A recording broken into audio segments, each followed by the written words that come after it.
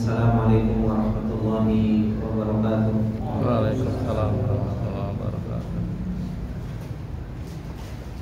Alhamdulillah,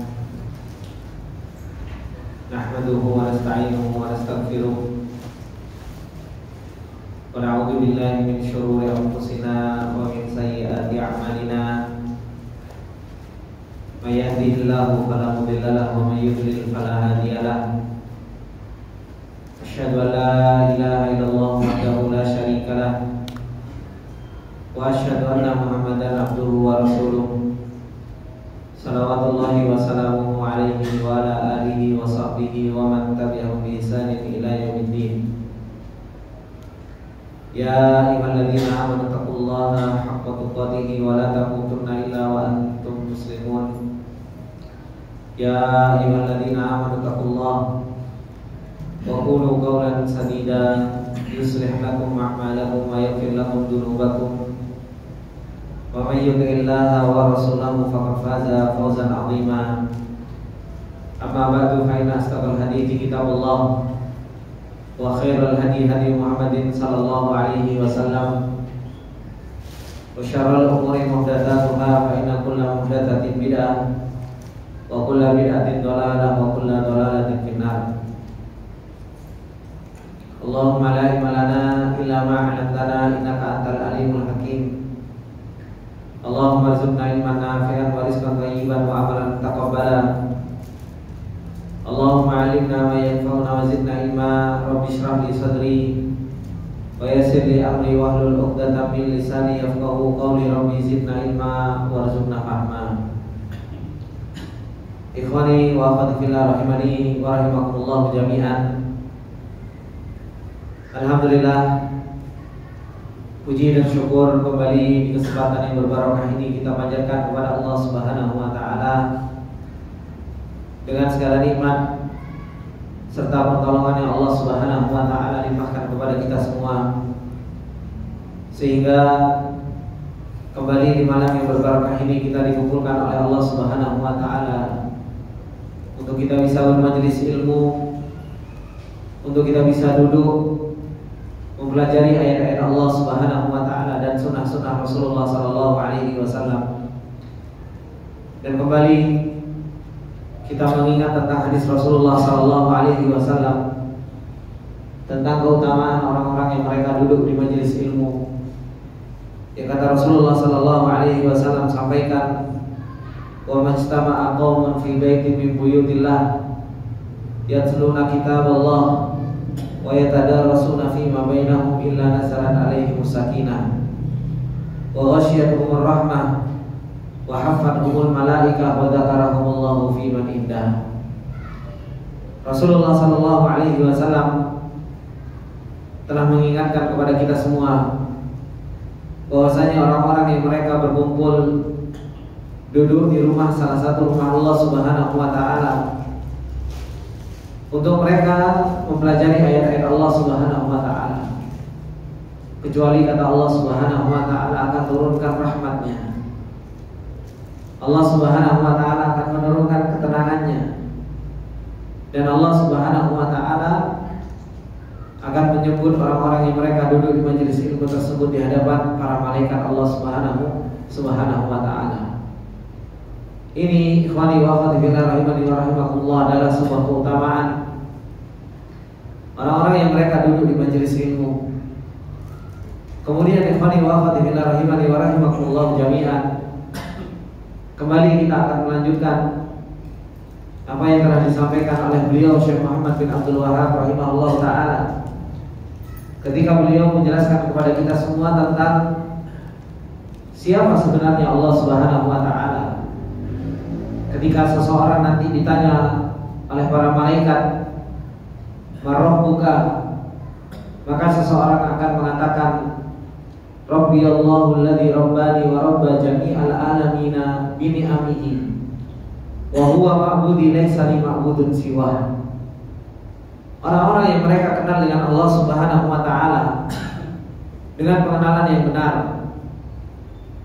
maka mereka akan mengatakan Rabbu adalah Allah Subhanahu wa taala, yang dialah Allah Subhanahu wa taala yang telah menciptakanku, dan dialah Allah yang telah mengaturku, dan dialah Allah Subhanahu wa ta'ala yang telah melawat diriku dan alam semesta ini. Dialah Allah Subhanahu wa ta'ala ma'budi. Allah Subhanahu wa ta'ala adalah merupakan sesembahanku, dan tidak ada sesembahan yang hak kecuali Allah Subhanahu wa ta'ala. Ini jawaban orang-orang yang mereka kenal dengan Allah Subhanahu wa ta'ala. Dan kita diperintahkan oleh Allah Subhanahu wa ta'ala untuk kita mengenal Rabb kita. Ketika Allah Subhanahu wa ta'ala perintahkan kepada kita, fa'lam annahu la ilaha illallah wastaghfir li dzambik. Kata Allah Subhanahu wa ta'ala, ketahuilah, ilmuilah oleh engkau, annahu la ilaha illallah, bahwasanya tidak ada sesembahan yang hak kecuali Allah Subhanahu wa ta'ala. Oleh karena itu beliau Syekh Muhammad bin Abdul Wahab menerangkan kepada kita, bima arafta rabbak, dengan apa engkau mengenal Rabbmu. Beliau menjelaskan kepada kita bi ayatihi wa makhluqatihi, dengan ayat-ayat Allah Subhanahu wa ta'ala dan dengan makhluk-makhluk Allah Subhanahu wa ta'ala.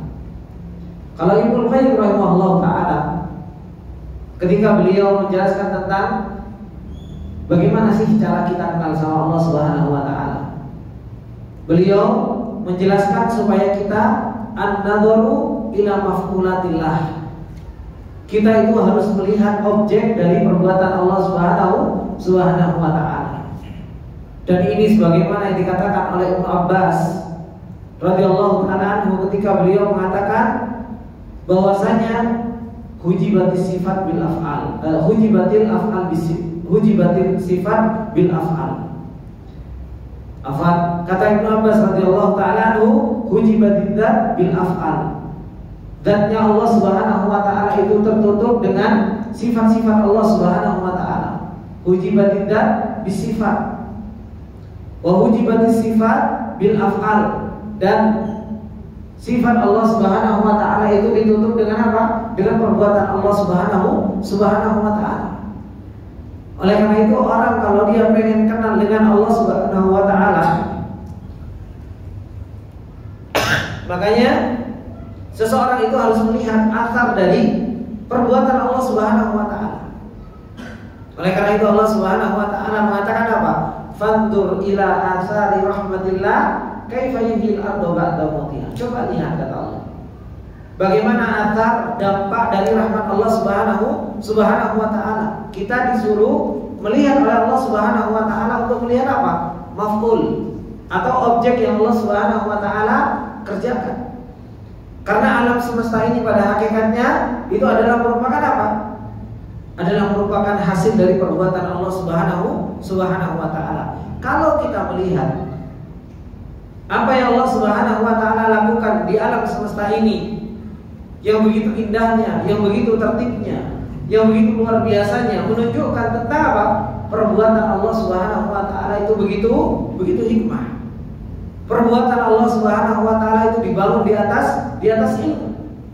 Dan perbuatan Allah Subhanahu wa ta'ala itu dibangun di atas qudrah. Orang akan tahu ternyata perbuatan Allah Subhanahu wa ta'ala itu adalah merupakan perbuatan yang indah. Kalau perbuatan Allah Subhanahu wa ta'ala yang indah ini menunjukkan tentang apa? Tentang sifat Allah Subhanahu wa ta'ala yang maha tinggi. Kalau orang tahu bahwasanya sifat Allah Subhanahu wa ta'ala yang maha tinggi menunjukkan apa? Dan Allah Subhanahu wa ta'ala yang maha indah. Oleh karena itu ketika Rasulullah sallallahu alaihi wasallam mengatakan innallaha jamil yuhibbu jamal. Allah itu maha indah. Oleh karena itu keindahan Allah Subhanahu wa ta'ala sebagaimana yang dikatakan oleh Ibnu Qayyim, keindahan Allah Subhanahu wa ta'ala itu ada di dalam empat hal. Allah itu indah di dalam zatnya. Allah Subhanahu wa ta'ala itu indah di dalam apa? Di dalam sifatnya. Dan Allah Subhanahu wa ta'ala indah itu di dalam namanya, dan Allah Subhanahu wa ta'ala indah di dalam perbuatannya. Itu maha jamilnya Allah Subhanahu wa ta'ala. Yang kalau seseorang tahu tentang maha jamilnya Allah Subhanahu wa ta'ala, dia akan tahu bahwasanya Allah itu yuhibbul jamal. Allah Subhanahu wa ta'ala itu senang terhadap yang namanya keindahan. Senang terhadap yang namanya keindahan. Dan itu yang Allah Subhanahu wa taala tunjukkan kepada kita, bagaimana Allah menciptakan segala banyak hal yang begitu indah. Kalau kita pengen dicintai oleh Allah Subhanahu wa taala, ya kita harus mempunyai sifat yang jamal, mempunyai sifat yang indah. Kemudian, ikhwani wa akhwati fillah rahimani wa rahimakumullah jami'an, dengan seperti itu seseorang itu akan kenal dengan Allah, melihat dampak dari perbuatan Allah Subhanahu wa taala, dari maf'ulatnya Allah Subhanahu wa taala. Dan orang itu bisa kenal dengan Allah Subhanahu wa taala dengan apa? Dengan ayat-ayat yang Allah Subhanahu wa taala turunkan. Makanya ada dua cara yang disebutkan oleh para ulama kita kenal dengan Allah Subhanahu wa taala. Kalau enggak ayatin masmu'ah atau ayatin makru'ah, yaitu dengan ayatin masyhudah. Kita itu bisa kenal dengan Allah Subhanahu wa taala dengan ayat yang kita baca atau yang kita dengar, yaitu Al-Qur'an. Makanya Allah Subhanahu wa taala perintahkan kita, afala yatadabbarun al-Qur'an, kitabun anzalnahu ilaika mubarakun liyadabbaru ayatihi wa liyatadzakkara ulul albab. Ini ayat masmu'ah dan ayat makru'ah. Ayat yang kita dengar atau ayat yang kita baca. Di situ Allah Subhanahu wa taala banyak mengenalkan dirinya kepada kita. Dan Allah Subhanahu wa taala banyak menutup ayat-ayat dengan apa? Dengan nama-nama Allah Subhanahu wa taala. Dan coba kalau kita lihat, kita perhatikan, dan kita betul-betul apa? Memikirkan ayat-ayat yang Allah Subhanahu wa taala tutup dengan nama-nama Allah Subhanahu wa taala. Allah banyak menceritakan sebelumnya itu tentang kejadian kehidupan. Makanya sering dicontohkan oleh para ulama ketika Allah mengatakan apa? Qul ya ibadiyalladzina asrafu ala anfusihim la taqnatu min rahmatillah innallaha yaghfirudz dzunuba jami'a innahu huwal ghafurur rahim. Katakanlah Muhammad kepada hamba-hambaku yang mereka berputus asa dari rahmat Allah karena mereka banyak melakukan dosa. Katakan kepada mereka, Allah mengampuni seluruh dosa. Ditutup sama Allah Subhanahu wa taala dengan dua nama Allah, innahu huwal ghafurur rahim. Allah Maha Ghafur dan Allah Maha Rahim. Coba bapak-bapak perhatikan, orang melakukan dosa itu di kehidupan nyata atau di kehidupan kertas, Pak? Kehidupan nyata. Ketika Allah Subhanahu wa taala membicarakan tentang kehidupan nyata, ada orang yang berdosa, ya kan? Ditutup sama Allah Subhanahu wa taala dengan nama apa? Ghafur Rahim. Ketika Allah Subhanahu wa taala menceritakan was-sariqu was-sariqatu faqtu aydiyahuma jazaa'an bima kasaba nakalan minallah wallahu azizun hakim. Pencurian itu kehidupan nyata atau kehidupan kertas? Kehidupan nyata. Ditutup sama Allah Subhanahu wa taala bahwasanya orang yang mencuri dipotong tangan. Allah Subhanahu wa taala tutup dengan apa? Allah Aziz, Allah Maha Perkasa, mampu untuk menjalankan apa yang Allah Subhanahu wa taala telah syariatkan. Dan Allah Hakim, Allah Maha Bijaksana di dalam menentukan syariatnya. Ketika Allah Subhanahu wa taala mengatakan Allahu latifun bi ibadihi yarzuqu man yasha wa huwal qawiyyul aziz. Ketika Allah Subhanahu wa taala membicarakan tentang rizki yang Allah berikan kepada seorang hamba, Allah datangkan nama Allah Al-Latif. Maha Allah Subhanahu wa taala Maha lembut. Kadang apa? Memberikan rizki kepada seorang hamba sampai enggak kerasa kalau rizki itu adalah datang dari Allah Subhanahu wa taala. Makanya sering keluar bahasa dari kita apa? Kebetulan dapat rezeki. Iya kan? Kadang kita sering mengucapkan bahwasanya apa? Loh, tiba-tiba saya dapat rezeki. Ya kan? Kadang muncul dari lisan-lisan kita tiba-tiba, kebetulan, ketepaan dan lain sebagainya. Di dunia ini tidak ada istilah tiba-tiba, tidak ada istilah kebetulan dan ketepaan. Semua Allah Subhanahu wa taala Maha Latif. Udah gitu ditutup sama Allah Subhanahu wa taala wa huwal qawiyyul aziz. Allah Maha kuat dan Allah Maha perkasa. Digandengkan dengan maha rizkinya Allah Subhanahu wa taala. Kenapa? Maha kuatnya Allah Subhanahu wa taala. Allah Subhanahu wa taala itu Pak, sampai apa? Sampai mampu untuk memberikan rizki kepada hambanya dimanapun hamba itu berada, makhluk itu berada. Yang ada di dalam tanah disampaikan oleh Allah Subhanahu wa taala rezekinya. Yang ada di dasar lautan dikasih sama Allah Subhanahu wa taala rezekinya. Yang terbang dikasih sama Allah Subhanahu wa taala rezekinya. Bahkan, ya kan? Jenenge rayap doa. Tahu rayap kan? Di mana letaknya rayap? Di dalam tanah. Dikasih rezeki sama Allah Subhanahu wa taala. Kadang apa? Kadang ada di mana? Di atas gitu kan. Kayu-kayu yang ada di atas dan lain sebagainya. Ya kan? Daun-daun pintu, daun-daun jendela dan lain sebagainya itu menjadi apa? Rezekinya rayap yang pada asalnya di bawah tanah. Allah Maha Qawi. Maha kuat Allah Subhanahu wa taala untuk menyampaikan rezeki kepada makhluk itu apa? Kepada makhluk yang diinginkan rezeki oleh Allah Subhanahu wa taala kepada mereka. Ini kalau orang mau mikir, Pak. Kalau orang mau mikir. Coba kalau kita banyak memikirkan tentang kalau Allah Subhanahu wa taala menutup apa? Menutup ayat dengan nama Allah Subhanahu wa taala dan kita kaitkan dengan kehidupan yang sebelumnya, dengan kehidupan yang Allah ceritakan, maka apa? Maka kita akan merasakan begitu luar biasanya Allah Subhanahu wa taala mengatur alam semesta ini dan bagaimana begitu luar biasanya Allah Subhanahu wa taala mengkaitkan antara kehidupan dengan apa? Dengan nama Allah Subhanahu wa taala. Dan itu nantinya akan menjadikan kita apa? Kita melihat langit, kita tahu Allah seperti apa namanya. Ketika kita melihat perbuatan ini, perbuatan itu, kita melihat qada dan qadarnya Allah Subhanahu wa taala, akhirnya kita bisa menggandengkan dengan apa? Dengan nama dan sifat Allah Subhanahu wa taala. Disitulah nanti kita akan tumbuh cinta. Ternyata Allah Subhanahu wa taala itu maha indah. Indah di dalam perbuatannya, indah di dalam namanya, indah di dalam sifatnya. Orang, Pak, akan merasakan nikmatnya nanti melihat wajah Allah Subhanahu wa taala. Kenapa? Karena mereka sudah melihat keindahan-keindahan ketika di dunia. Ketika mereka melihat keindahan-keindahan Allah Subhanahu wa taala di dunia, melihat perbuatan Allah indah, namanya ditunjukkan tentang keindahan Allah, sifatnya juga menunjukkan tentang keindahan Allah. Oleh karena itu apa? Rindu yang begitu luar biasa, dan itu yang diminta oleh Rasulullah Sallallahu Alaihi Wasallam.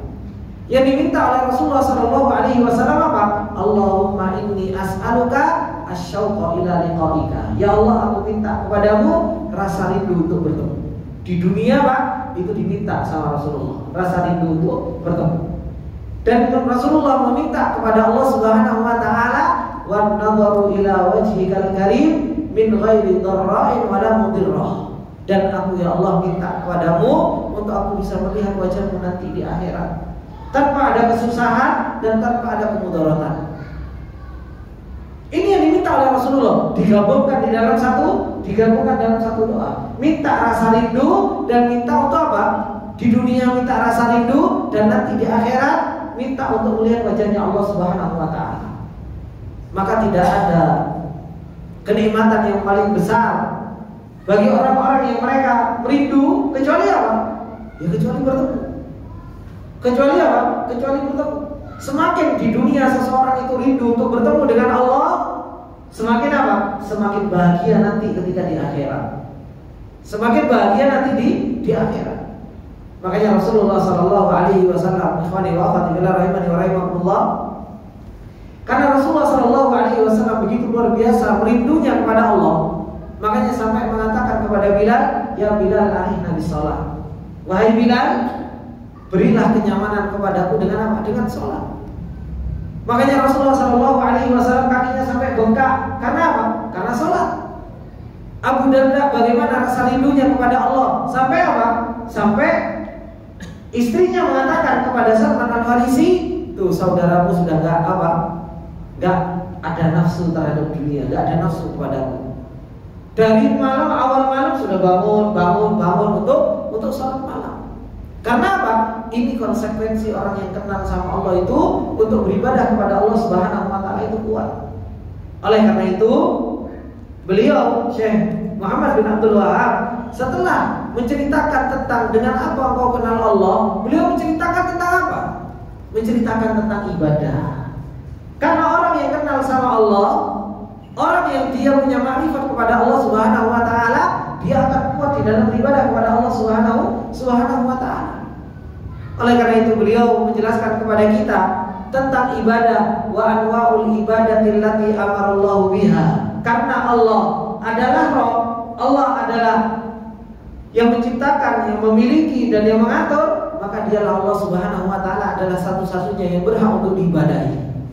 Satu-satunya zat yang kita beribadah itu hanya kepada Allah Subhanahu wa taala.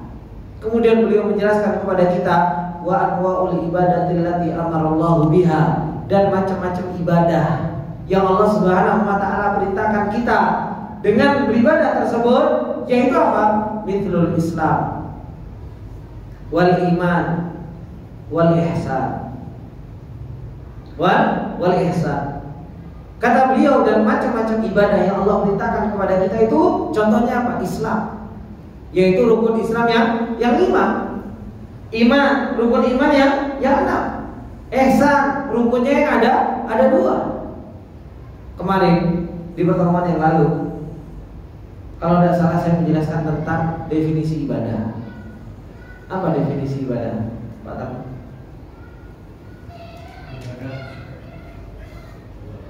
Suatu nama yang diridhoi sama Allah. Terus Yang dicintai sama Allah. Terus baik lisan maupun perbuatan. Kita tahu dari mana kalau itu diridhoi dan dicintai? Kita tahu dari mana kalau sesuatu itu dicintai atau diridhoi? Gimana? Sesuai dengan sunnah Rasul. Tahunya dari mana? Kalau ini kan beliau mengatakan ibadah itu sebuah nama yang dicintai dan diridhoi oleh Allah Subhanahu wa taala, baik itu perkataan ataupun perbuatan, baik itu yang zahir maupun yang batin. Kita tahu dari mana kalau itu dicintai oleh Allah Subhanahu wa taala dan diridhoi oleh Allah Subhanahu wa taala. Dari mana, Mas? Diperintahkan oleh Allah. Makanya ibadah itu semua perintah, Pak. Aqimus shalah, atuz zakah, walillahi 'alan nasi hijjul baiti man istata'a ilaihi sabila. Itu semua perintah. Makanya birrul walidain, berbakti kepada orang tua, ibadah atau bukan? Ibadah. Dalilnya mana? Perintah. Makanya sampai para ulama mengatakan apa? Ini kaidah, Pak. Kaidahnya apa? Al-aslu fil ibadah haram. Asal dari ibadah itu tidak ada. Sampai kapan? Sampai Allah memerintahkan. Sampai Allah Subhanahu wa taala memerintahkan. Kenapa? Karena ibadah itu adalah segala nama yang dicintai dan diridhoi oleh Allah. Kita tahu dari mana kalau itu dicintai dan diridhoi? Tahunya dari mana? Diperintahkan sama Allah, diperintahkan oleh Rasulullah SAW, atau apa? Allah memuji orang yang melakukannya. Allah memuji orang yang melakukannya. Oleh karena itu ketika kita tahu ini ibadah atau bukan, cari apa? Cari dalil yang memerintahkan. Cari dalil yang memerintahkan. Kadang ada orang yang dia melakukan ibadah yang tidak dicontohkan oleh Rasulullah SAW. Kemudian ditanya, mana dalil yang memerintahkan? Kadang ada orang yang salah bertanya, mana dalil yang melarang? Ya nggak akan pernah ketemu sampai elek. Ya nggak akan pernah ketemu kalau cari dalil yang melarang. Tapi kalau itu ibadah atau bukan, cari dalil yang memerintahkan. Cari dalil yang memerintahkan. Kenapa? Karena yang namanya ibadah itu harus ada dalil yang memerintahkan. Jangan cari dalil yang melarang. Ya, sholat dalil perintah untuk sholat, zakat ada perintah untuk zakat, puasa ada dalil perintah untuk puasa, haji ada dalil untuk perintah haji. Begitu pula ibadah-ibadah yang lain, mau nadar itu juga apa? Perintah untuk apa? Perintah untuk ada Allah memuji orang-orang yang apa? Yang menunaikan nadar. Maka ketika kita pengen mengetahui ini ibadah atau bukan, caranya bagaimana? Allah pertama memerintahkannya. Kemudian yang kedua, Allah Subhanahu wa taala memuji apa? Orang-orang yang melakukan hal tersebut. Nah, inilah ibadah yang kita diciptakan oleh Allah Subhanahu wa taala untuk apa? Untuk menjalankannya. Untuk kita menjalankan hanya untuk Allah Subhanahu wa taala dan mengikhlaskan seluruh peribadatan ini hanya untuk Allah Subhanahu wa taala. Kemudian ketika beliau mengatakan wa anwaul ibadati allati amarallahu biha, dan macam-macam ibadah yang Allah Subhanahu wa taala perintahkan dengannya untuk kita beribadah, yaitu apa? Mithlu al-Islam, contohnya itu Islam. Islam ini semuanya ibadah, Pak. Makanya Allah Subhanahu wa taala perintahkan kita untuk kita masuk Islam itu secara apa? Secara kafah. Tadi pagi kita sudah menjelaskan. Kita itu disuruh tunduk, menyerahkan diri kepada Allah Subhanahu wa taala. Dan Islam itu rukunnya ada berapa? Ada 5. Ada syahadat an la ilaha illallah wa anna muhammadar rasulullah wa tuqimus shalah wa tu'tiyaz zakah wa tasum ramadan wa tahujjal baita in istata'ta ilaihi sabila. Ini nanti ada pembahasan khusus tentang Islam, ma'rifatul dinil Islam. Karena apa? Ini akan menjadi pertanyaan sendiri nanti di kuburan. Ketika kita ditanya, madinuka, apa agamamu? Masa iya kita jawabnya gak ngerti? Kan susah. Kita harus betul-betul tahu tentang agama kita. Kita harus betul-betul tahu tentang agama kita. Yaitu apa? Rukun Islam yang 5. Syahadatu an la ilaha illallah wa anna muhammadar rasulullah, dan selanjutnya nanti insya Allah akan ada pembahasan tersendiri secara rinci. Kemudian apa? Contoh ibadah yang Allah Subhanahu wa taala perintahkan kita, beriman. Makanya Allah Subhanahu wa taala perintahkan kita, ya ayyuhalladzina amanu aminu billahi wa rasulihi wal kitabil ladzi nazzala ala rasulihi wal kitabil ladzi anzala min qabl. Wahai orang-orang yang beriman, dipanggil sama Allah sudah wahai orang-orang yang beriman, tapi diperintahkan sama Allah apa? Aminu billahi wa rasulihi. Berimanlah kalian kepada Allah dan Rasulnya. Wal kitabil ladzi nazzala ala rasulihi, dan berimanlah kalian kepada kitab yang Allah Subhanahu wa taala turunkan kepada Rasulnya. Begitu pula Allah Subhanahu wa taala mengatakan dalam surah Al-Baqarah, "Laisal birra an tuwallu wujuhakum qibala al-masyriqi wal maghribi, walakinnal birra man amana billahi wal yawmil akhir wal malaikati wal kitabi wan nabiyyin." Itu Allah Subhanahu wa taala menjadikan rukun iman yang 6 tadi kecuali qada dan qadar itu apa? Itu di dalam satu ayat dalam surat Al-Baqarah. Kita diperintahkan oleh Allah Subhanahu wa taala untuk beriman. Makanya apa? Sebagaimana yang dikatakan bahwasanya apa? Iman di dalam diri seseorang itu akan usang seperti halnya baju itu usang. Iman ini Pak kalau nggak ditumbuhkan, ya kan? Iman ini kalau nggak ditumbuhkan, maka apa? Iman ini akan menjadi usang. Seperti artinya apa? Baju itu bisa jadi usang. Oleh karena itu apa? Kita diperintahkan untuk apa? Jaddidu imanakum. Perbaharuilah iman kita itu harus terus-menerus. Dan bagaimana kita mau perbaharui iman kita? Ya kita harus tingkatkan keimanan kita. Dengan apa? Dengan kita menuntut ilmu, dengan kita semakin kenal sama Allah, dengan kita menjalankan ketaatan, dengan kita meninggalkan kemaksiatan. Itu untuk apa? Untuk kita beribadah kepada Allah Subhanahu wa taala dengan iman. Dan kalau membicarakan iman, ikhwani wa akhwati, maka apa? Kata Rasulullah sallallahu alaihi wasallam, al-iman bid'un wa sab'una syu'bah. Iman itu ada 70 sekian cabang. A'laha yang paling tingginya qaulul la ilaha illallah. Adnaha yang paling rendahnya apa? Imatatul adza anit thariq. Kita nyingkirkan, ya kan? Menghilangkan gangguan di jalan. Itu apa? Itu iman. Itu adalah iman. Kadang kita ketemu sama wilayah iman, kadang kita ketemu untuk kesempatan beribadah, tapi apa? Kadang kita lewatkan begitu saja. Ada kesempatan apa? Menghilangkan di tengah jalan, ya kan? Coba kalau kita mau beribadah kepada Allah Subhanahu wa taala, kita bisa berhenti dari naik motor, kemudian apa? Kita singkirkan. Ibadah kepada Allah Subhanahu wa taala. Karena apa? Itu termasuk di antara iman. Begitu pula kata Rasulullah, wal haya'u syu'batun minal iman. Haya, rasa malu itu juga adalah termasuk di antara cabang iman, dan itu ibadah. Makanya Rasulullah di dalam hadis memerintahkan kita, istahyu minallahi haqqal haya. Malulah kalian kepada Allah Subhanahu wa taala dengan sebenar-benar malu. Kemudian kata beliau Syekh Muhammad bin Abdul Wahab, wal ihsan. Ihsan ini juga adalah merupakan apa? Ibadah. Ibadah apa? Musyahadah, merasa melihat Allah Subhanahu wa taala.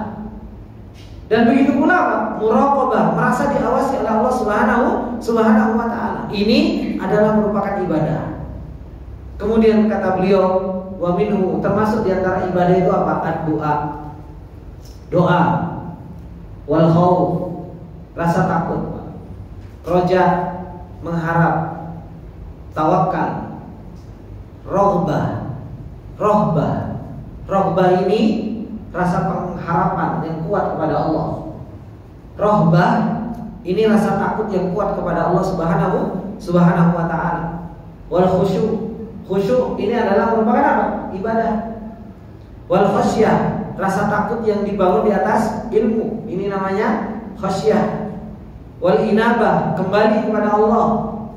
Wal isti'anah, minta tolong. Wal isti'adah, minta perlindungan. Wal istighatsah, minta pertolongan dalam waktu genting. Wadzabu, menyembelih. Wan nadru, nazar. Wa ghairu dzalika minal ibadati allati amarallahu biha. Dan selain dari itu, ibadah-ibadah yang Allah Subhanahu wa taala perintahkan dengannya, kulluha lillah, semuanya itu harus untuk Allah Subhanahu wa taala. Semuanya itu harus untuk Allah Subhanahu wa taala. Ikhwani wa akhwati fillah rahimani wa rahimakumullah. Kenapa beliau Syekh Muhammad bin Abdul Wahab mendatangkan contoh-contoh ibadah ini? Kenapa beliau mendatangkan contoh-contoh ini? Beliau ingin menjelaskan kepada kita bahwasanya apa? Ibadah itu ada ibadah qauliyah, ada ibadah apa? Ada ibadah amaliyah. Dan ibadah qauliyah ini ada ibadah qauliyah qalbiyah, ada qauliyah lisan. Amal itu juga ada. Amal itu ada yang zahir, ada yang batin. Ada yang batin. Coba kita lihat contoh-contoh yang beliau contohkan. Nomor doa. Doa ini apa? Ibadah apa? Amaliyah. Antum angkat tangan, ya kan? Ini ibadah. Minta sama Allah Subhanahu wa taala. Khauf. Ini amalan hati. Roja, amalan hati. Tawakal, amalan hati. Rohbah, amalan hati. Rohbah, amalan hati. Khusyuk, amalan hati. Ya, khasyah, amalan hati. Inabah juga sama. Inabah kembali kepada Allah, ini amalan hati. Isti'anah, minta tolong sama Allah. Minta tolong sama Allah, ini apa? Amalan hati. Orang minta tolong, bergantung kepada Allah. Isti'adah, ini amalan lisan. Orang a'udzubillah, ini kan amalan lisan. Kemudian apa? Istighatsah. Ini juga ada amaliyah jawarih, ada amaliyah hatinya, bergantung. Ada adabhu, menyembelih. Amalan apa ini? Amalan zahir. Ya, ada nadar ini lisan. Dan selain dari itu, dari macam-macam ibadah, beliau ingin menyampaikan kepada kita bahwasanya apa? Ibadah itu ada ibadah qauliyah, ada ibadah apa? Amaliyah. Ibadah qauliyah itu ada qaulul lisan, ada qaulul qalb. Qaulul qalb itu apa? Kita punya makrifat kepada Allah, mengikrarkan, itu ibadah. Kemudian apa? Ada amaliyah, ada amaliyah yang zahir, ada amaliyah yang batin. Kita ikhwani wa akhwati fillah kadang, maaf, kita menganggap kesyirikan itu kadang apa? Cuma amaliyah saja. Orang kalau menyembelih untuk Nyi Roro Kidul, baru apa? Itu syirik, ya kan? Orang kalau dia menyembah kepada gunung, baru apa? Syirik, ya. Sedangkan ibadah-ibadah yang berkaitan dengan masalah hati, kalau dipalingkan kepada selain Allah, maka apa? Kita anggap biasa saja. Enggak. Ini juga ibadah. Orang bergantung, tawakal kepada selain Allah Subhanahu wa taala. Ini bisa mendatangkan seseorang atau menjatuhkan seseorang ke dalam yang namanya kesyirikan. Cinta kepada Allah Subhanahu wa taala, ini ibadah. Tapi kalau seseorang cinta kepada selain Allah, ini bisa apa? Bisa terjatuh ke dalam yang namanya kesyirikan. Orang takut, ya, kepada Allah. Ini apa? Ibadah. Tapi kalau seseorang dia takut kepada selain Allah, ini bisa terjatuh ke dalam yang namanya kesyirikan. Makanya apa? Hati-hati, jangan sampai apa? Jangan sampai kita kira bahwasanya apa? Yang namanya kesyirikan itu kalau apa? Kalau seseorang itu menyembelih untuk selain Allah, ya kan? Nadar untuk selain Allah, ya kan? Kemudian apa? Seseorang itu menganggap bahwasanya kesyirikan itu hanya sekedar amalan-amalan zahir. Padahal kita yang harus banyak hati-hati itu apa? Amalan hati kita ini. Kita itu kadang nggak sadar kalau ini terjatuh ke dalam yang namanya kesyirikan. Kadang orang cinta kepada selain Allah Subhanahu wa taala melebihi apa? Cintanya kepada Allah Subhanahu wa taala. Bahkan dia mau mendekatkan diri, bahkan dia mau merendahkan diri. Karena apa? Karena cinta kepada selain Allah Subhanahu wa taala. Begitu pula orang takut, gitu. Takut kepada selain Allah Subhanahu wa taala itu juga bisa menjatuhkan seseorang ke dalam namanya kesyirikan, apalagi mengharap. Apalagi mengharap, tawakal.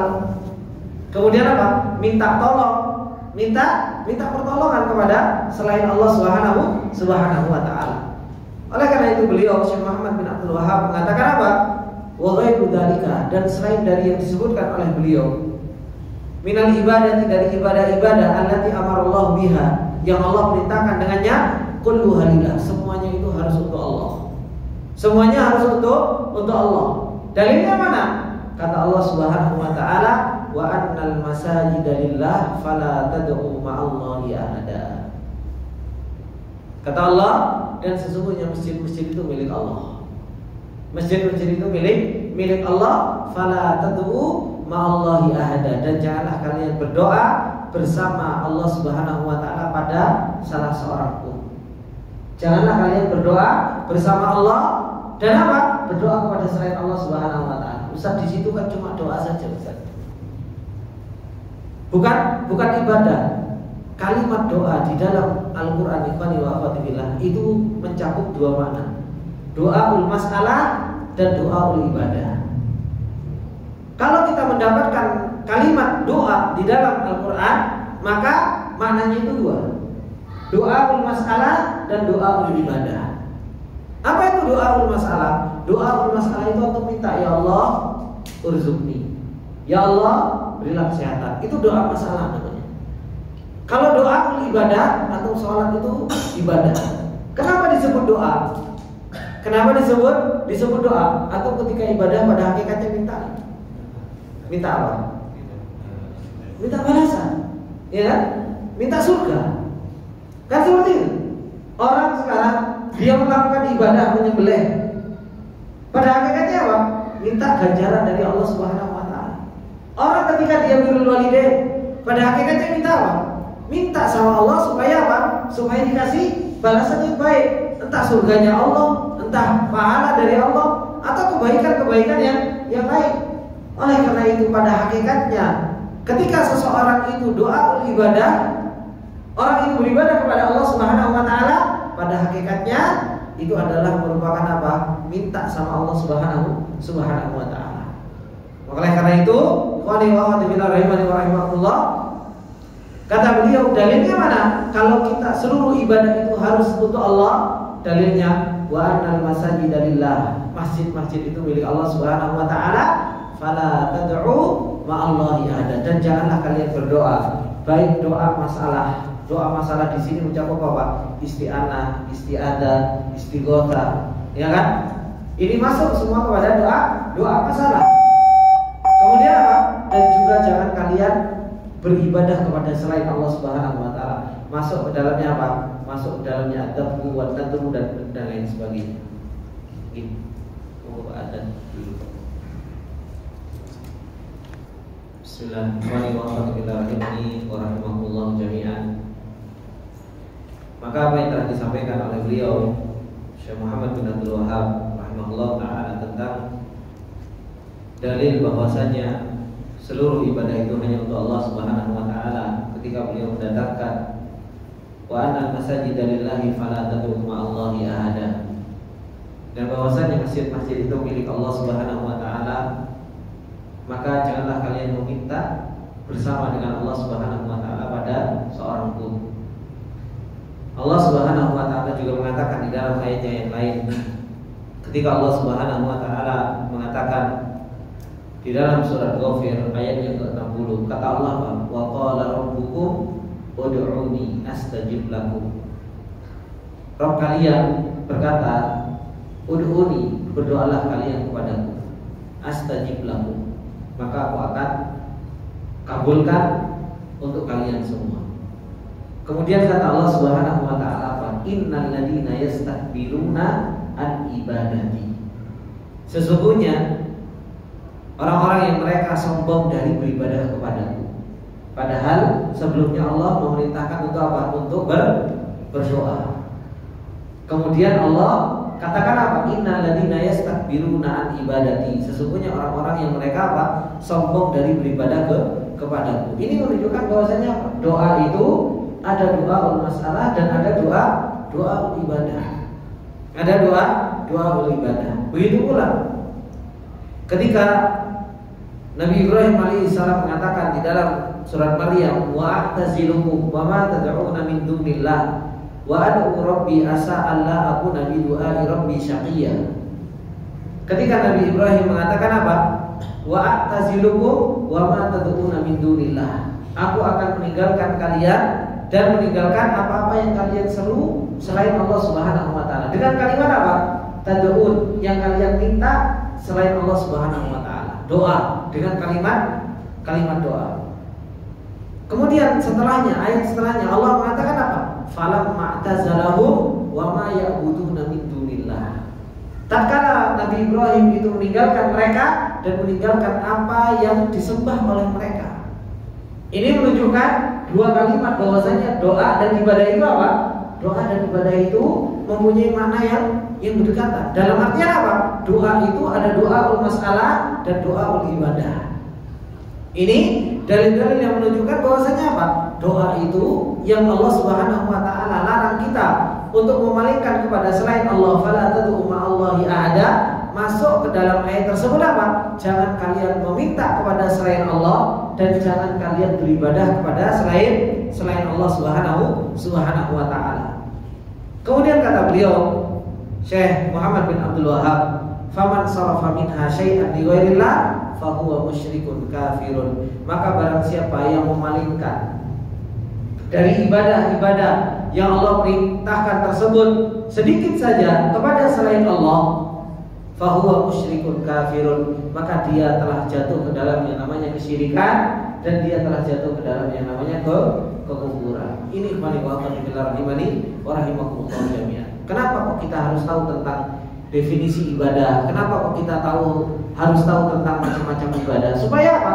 Supaya kita tidak terjatuh ke dalam yang namanya apa? Kesyirikan. Kita anggap bahwasanya itu bukan ibadah, ternyata apa? Ternyata itu adalah merupakan ibadah. Sehingga apa? Sehingga kita ketika melakukan hal tersebut kita terjatuh ke dalam yang namanya kesyirikan dan kita nggak sadar kalau kita terjatuh ke dalam hal yang dilarang oleh Allah Subhanahu wa taala. Kemudian dalilnya mana kalau memalingkan ibadah itu bisa terjatuh ke dalam yang namanya kesyirikan? Kata beliau, qala Allah taala, wa may yad'u ma'allahi ilahan akhara la burhana lahu bihi fa innama hisabuhu inda rabbi innahu la yuflihul kafirun.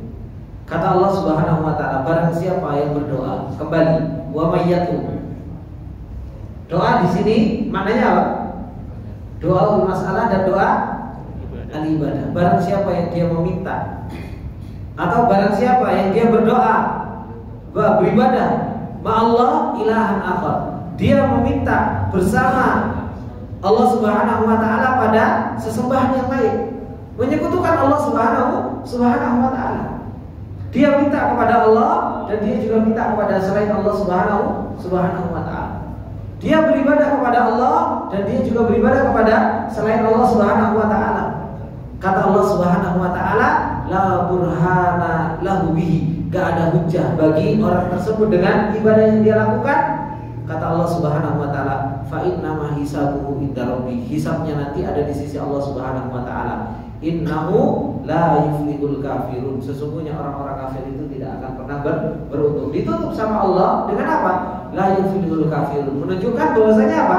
Orang-orang yang dia menyekutukan Allah, berdoa dan beribadah kepada selain Allah Subhanahu wa taala, maka mereka adalah orang-orang yang musyrik, orang-orang yang mereka terjatuh di dalam yang namanya kekufuran. Ini ikhwani wa akhwati fillah rahimani wa rahimakumullah jami'an. Maka apa yang telah disampaikan oleh beliau Syekh Muhammad bin Abdul Wahab tentang anwaul ibadah, macam-macam ibadah, ini hanya sekedar contoh, bukan seluruh ibadah disebutkan. Hanya sekedar contoh yang disebutkan oleh beliau Syekh Muhammad bin Abdul Wahab untuk menjelaskan kepada kita bahwasanya apa?